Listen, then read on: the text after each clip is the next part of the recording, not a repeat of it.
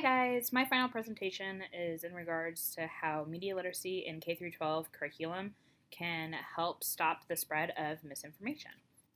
So misinformation is a widespread problem that plagues media coverage. The rise of misinformation is due in part to the prevalent use of social media, as well as the pressures of the 24-hour news cycle. With the rapidly changing digital world, this problem won't go away anytime soon. So one possible solution is integrating media literacy more thoroughly into the education system. By incorporating media literacy into K-12 curriculum, it would be a long-term solution that teaches the next generation to consume media critically.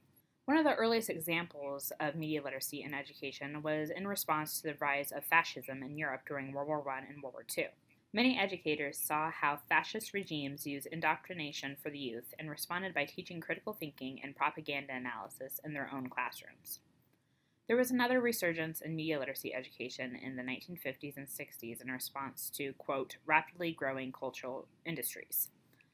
One of the best examples of media literacy implementations is of Norbeck Avenue School in Worcester, Massachusetts. In 1999, its elementary school students learned how to critically analyze a wide variety of media, advertising, visited local newspapers, and had to create their own programs that were aired on local cable. Media literacy is also a global issue, and there have been many different approaches that countries have taken to address it. Methods include inoculation, critical analysis, creative media, social participation, and media fun. Different countries have implemented these techniques with varying degrees of success. There are also 3 tiers to media literacy education. The first tier consists of countries where the curriculum is either mandatory or optional, such as Australia, Britain, or Canada. The second tier is countries where media education is well developed, but support comes from agencies or individual teacher initiatives, like the United States and Germany. The final category consists of countries and regions that have small-scale initiatives such as Japan, Hong Kong, and Taiwan. Current teaching practices in the United States employ multiple methods to give a more rounded approach to media literacy.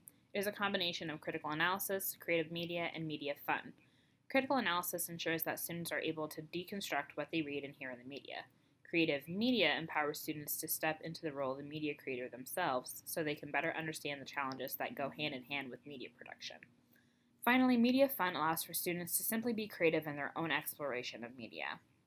This mixed methods approach is better suited to instill a strong sense of literacy amongst students that lasts long term. Despite the desire from schools to increase the level of media literacy education, there is very little empirical evidence that has been done in regards to media literacy education. According to a paper from 2012, there is not a single quantitative assessment of media literacy education of K-12 students in the United States. The few studies and surveys that have been conducted were only with college students. These studies show that there are only short-term benefits to courses. The next steps for implementation in K-12 curriculum is for additional research to be conducted. There is a huge gap in this field that needs to be rectified if wide-scale implementation is to ever occur in schools across the country. In order to truly gain an understanding of the impacts of media literacy education, researchers first need an accurate and consistent way to measure its impacts. Critical thinking is a very difficult concept to measure in any quantifiable way. So difficult, in fact, that it has been referred to as the holy grail of the media literacy movement.